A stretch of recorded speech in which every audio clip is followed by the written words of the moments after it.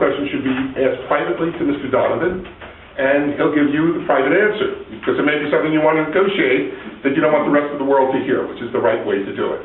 So all I'm suggesting to you, Mr. Mayor, without being disrespectful, and I surely don't mean it, is that this is a public hearing, informational hearing, and that's it.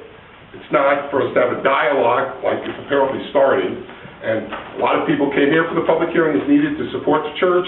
If there's no one in opposition, there's no need for the hearing, because everybody else is sitting here because they'd like to go home and not necessarily participate in this type of debate. Okay? So I don't say that disrespectfully. I want to keep on saying that. It's not meant that way. Not taken. Okay? And this is a public hearing. The folks want to talk, let them talk. If they don't, the hearing is over. And in response to Mr. Greenwald, I'd like to say, I feel a responsibility. I know these questions. I've asked these questions. The bottom line is the public doesn't have this in front of them. And the public needs to be aware, because these are questions that have been raised to me by the people that elected me to represent them. So if I'm raising issues for them as a topic of discussion, let them be aware of the issues. Then they'll know what to raise, and I'm not debating it. I mean nothing disrespectfully to the attorney representing the church. Thanks. But I would only send it back to you if I could.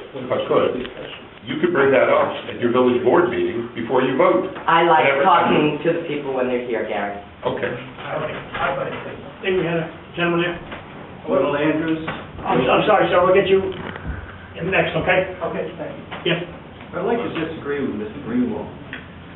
This is an unusual meeting. It was an informational meeting and not called a public hearing. And there is an entire difference. Public hearing is strictly for the public. As an informational meeting, there really are limited guidelines, if any, in which there can be give and take, so that if a board member has information, they can bring the question up, make a statement, but it's a give and take, so the public can become more informed and a better decision can be made. Thank you. Gentleman, get to you in a second. Gentleman, Well, I would just say I agree with that gentleman. Name, sir? I think that the reason that, I'm sorry, David Herring. yes. The reason that the trustee brought the issue up was because there were intimidated people in the audience, or the group who didn't want to say anything or start to break the ice. But that I think obviously people are here for a reason, that they feel strongly about it.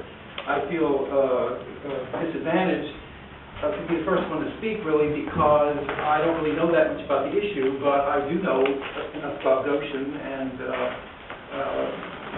you know what takes place in the village to know that the village green is very important to the village, and that I think it has been maintained as a village property for over 100 years. That it should continue that way, and I wonder the motive of the church. That if they have no, if they're willing to lease it for $1 for however many years, why don't they just give it to the village? Why do you want it then? If your insurance company is hassling you to because it has no lease, then it should be gifted to the village, because the village is the one really who uses it.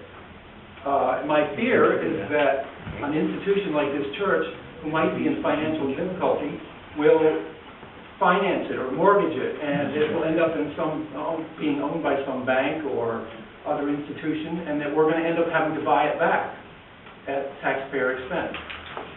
So I think that it's very important that you think very carefully about just giving away the store, which I think what you're doing. And I don't think everybody agrees with this piece of paper that we have right here. I don't know who wrote this, but I think that it needs to be looked at very carefully and thought about, because, in my opinion, you're giving away the store. Thank you. Joe? Well, since there was reluctance for people to speak out, I'd like to be provocative. No, You needed a reason.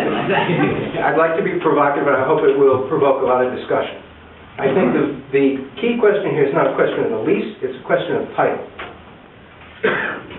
The lease is another question, and certainly I have problems with the idea of a 30-year contract as opposed to a longer term, say 99-year contract, such as Rockefeller Center was leased. Anything that's meant to be permanent, you do a 99-year lease. But the primary question here is a question of title, which is not resolved, and basically what the church is asking for is not a lease, but for the village to imbue them with a certification of title by issuing a quitclaim and acknowledging the title and then leasing the property. In my opinion, only my opinion, I speak for myself alone, I feel that the village would be nuts to do this. The village has stumbled along for all these years with the situation being ambiguous, such as it is today, and it has functioned just fine. There's really no need or no incentive on the village's side to acknowledge title. The other thing that troubled me from what I heard previously, and there was no documentation offered to us in the public meetings with regard to survey and meets and bounds, is that the church represented that this property had never been surveyed until Mr. Dillon recently surveyed it, based on the grant, or based on the grant to a third party who then granted it to the church, or gifted it to the church, going back to the days of King George. How do you survey something if you don't have meets and bounds, as was claimed? It seems that that survey would essentially be something of a fiction. Now, the state has established certain meets and bounds with the center line of the state highway, and that would establish the northerly boundary at its utmost, at the center of the state property, and they're 25 feet right away from the center line. Or I guess it's 25-foot width, isn't it, David? Not even close. What's that? Not even close.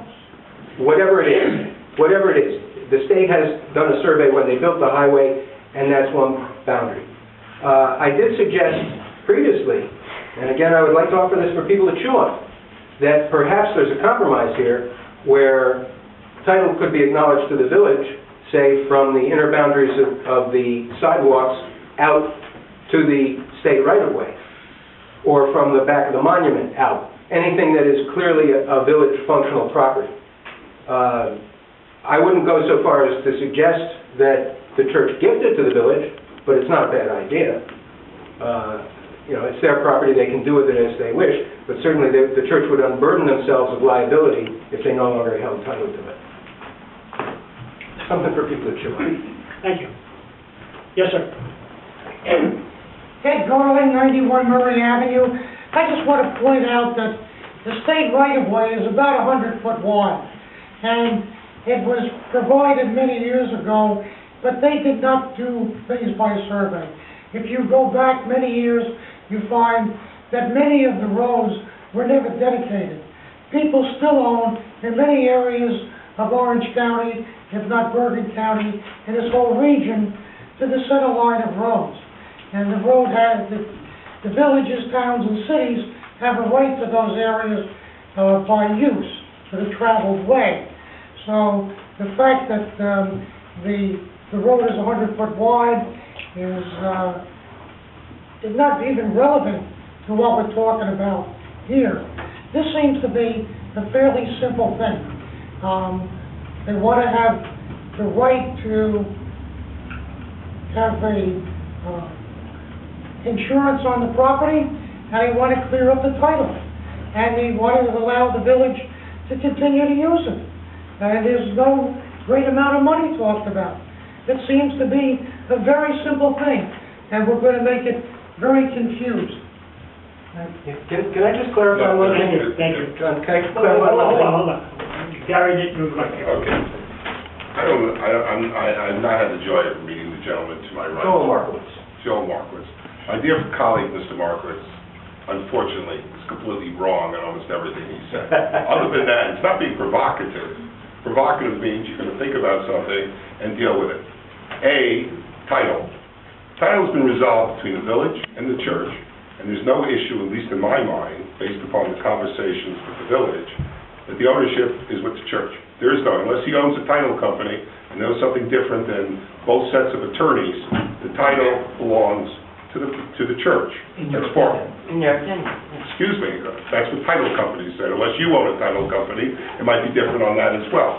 To my knowledge, title companies and people who've done the research have indicated that And that is the basis of why there's discussion. It's not a question, it's not my opinion. I'm not a title person, I'll be the first person to admit that. As far as I know, between the various lawyers, and it isn't me, who've been involved with the negotiations, that is a given based upon the research that was been done, and it's been agreed to that. Put that aside.